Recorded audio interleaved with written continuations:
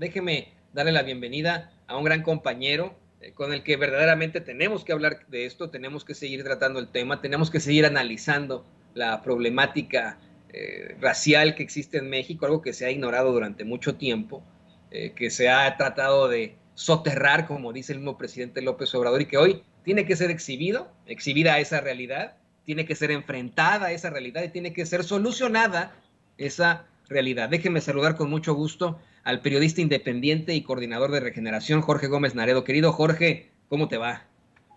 Hola, ¿cómo estás, querido Toño? Pues no, acá encantado de estar con ustedes y con todo el auditorio de Sin Censura.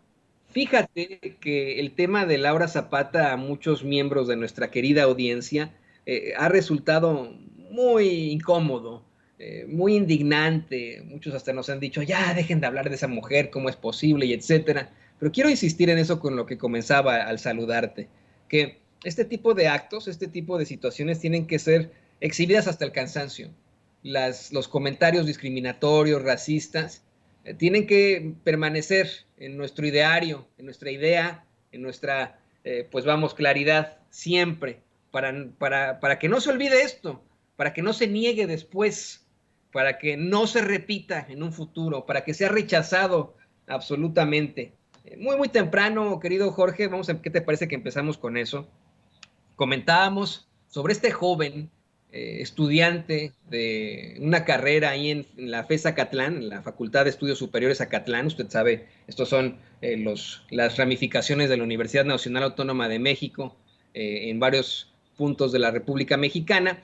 Y ahí ese joven, después de una supuesta conferencia magistral que dio el consejero presidente del INE, Lorenzo Córdoba, le dice que no es bienvenido a la UNAM, que por ser un racista, que no tiene ningún tipo de autoridad moral.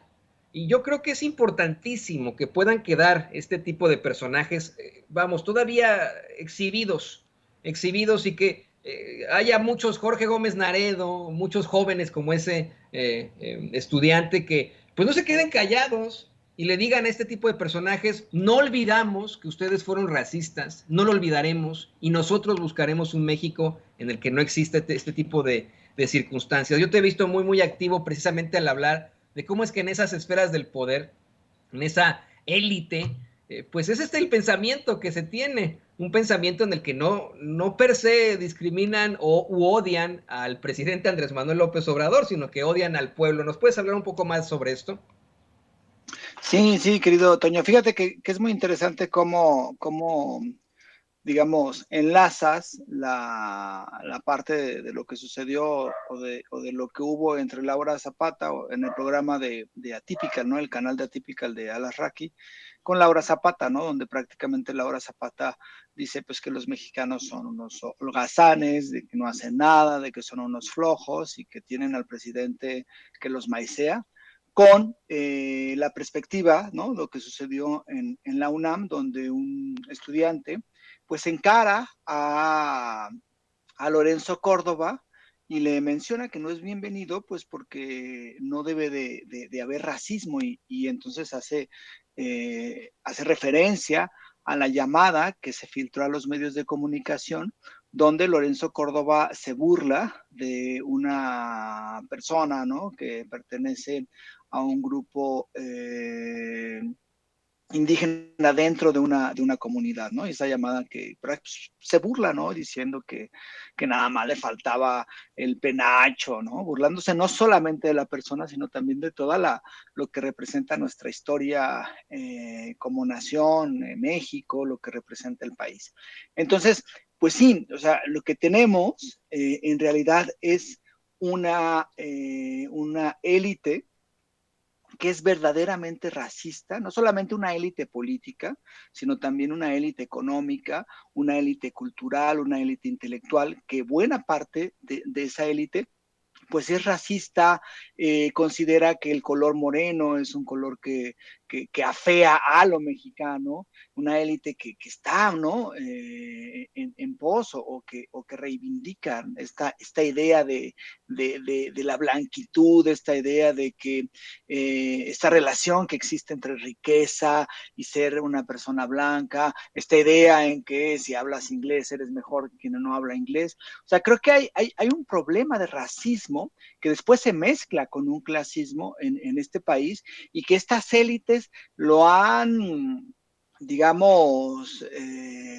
pues difundido, ¿no? En sus políticas, incluso en sus políticas públicas, pero también los medios de comunicación que durante años también difundieron, pues esta consolidación del racismo, ¿no? O sea, si uno veía las novelas de Televisa que durante muchísimos años sirvieron como gran difusor de la cultura en México, pues se veía a la persona rica, blanca, rubia, ¿no? Y al pueblo como moreno, hablando con un lenguaje así como burlándose.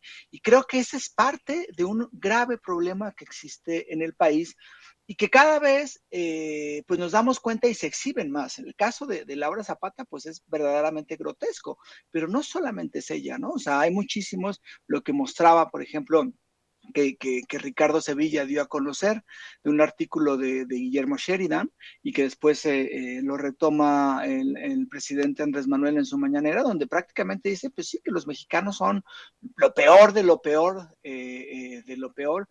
Y creo que eso es parte de un sistema que no solamente es que esta élite lo exprese, sino que después pasa a muchos otros sectores, ¿no? O sea, hay sectores de clase media que son realmente muy racistas y muy clasistas en el país y que tratan a los morenos, a los indígenas, a los que no viven en los centros urbanos como si fueran menos. Y creo que de una u otra manera hay un racismo también cotidiano en nuestro país que creo que debe ir en contra de ello. Y me parece muy importante que este tema de discusión, una, sea parte de la opinión, es decir, que haya gente que diga, no, pues es que es indigno lo que estas personas piensen y que también eso sea potencializado porque haya también una discusión a partir de las conferencias de prensa mañaneras del presidente López Obrador. Es decir, es un tema que parecía que no existía, ¿no? Porque después nos teníamos en la idea, ¿no? Es decir, por ejemplo, sí, los estadounidenses son muy racistas y discriminan a los mexicanos, pero aquí en México no hay discriminación, no hay racismo, todos somos relativamente iguales, cuando eso es una gran mentira, ¿no? Tenemos una historia grande de discriminación, discriminación hacia el pobre, hacia el moreno, hacia la mujer, hacia, en fin, hacia muchísimos sectores, pero también de racismo, también hay que ponerlo eso en claro. Yo recuerdo muy bien, hace unos 7, 8 años, hubo un caso muy interesante en la ciudad de Guadalajara, donde una persona le saca una fotografía a una niña rubia que estaba pidiendo dinero en la calle, ¿no? Entonces, toma la fotografía a esta persona, la pone en redes sociales y dice, es que creo que está secuestrada esa niña porque es imposible que una niña rubia, ¿no? Esté pidiendo dinero en las calles. Y entonces empezaron en redes sociales, o sea, muchísima gente, sí, seguramente está secuestrada, es que es imposible que una niña rubia. Y ahí uno pues se da cuenta del clasismo y del racismo que existía en lo que existe en la sociedad tapatía, pero al mismo tiempo de cómo está tan vinculada la cuestión de la riqueza con el color de la piel. O sea, es imposible que una persona rubia esté en la calle pidiendo dinero porque es impensable que esa persona rubia pueda ser pobre, ¿no? Es decir, nuestro sistema y la conformación muchas veces de cómo se ha conformado nuestro país, pues abona a ese tipo de relaciones. Y es un problema y qué bueno que ahora se esté discutiendo esta cuestión del racismo, que está muy implicada con el clasismo y con la discriminación, y en muchísimos sectores, no solamente en las élites políticas, intelectuales, en los medios de comunicación, en las escuelas, en fin, en muchísimos lugares, y creo que es una agenda que se tiene que hacer más pública y, ojo, como bien lo dijiste, que se tiene que evidenciar, ¿no? Es decir, me parece muy sano que se evidencie a Laura Zapata por haber dicho lo que dijo y que se confronte a Lorenzo Córdoba, que además se le debería de confrontar por muchísimas otras cosas, por pues, sus actos clasistas, ¿no? Una persona, director de una institución como el INE, que hace ese tipo de comentarios, hayan salido donde hayan salido, pues debería de haber pedido renuncia desde hace mucho tiempo y no seguir en el cargo como está hasta ahora.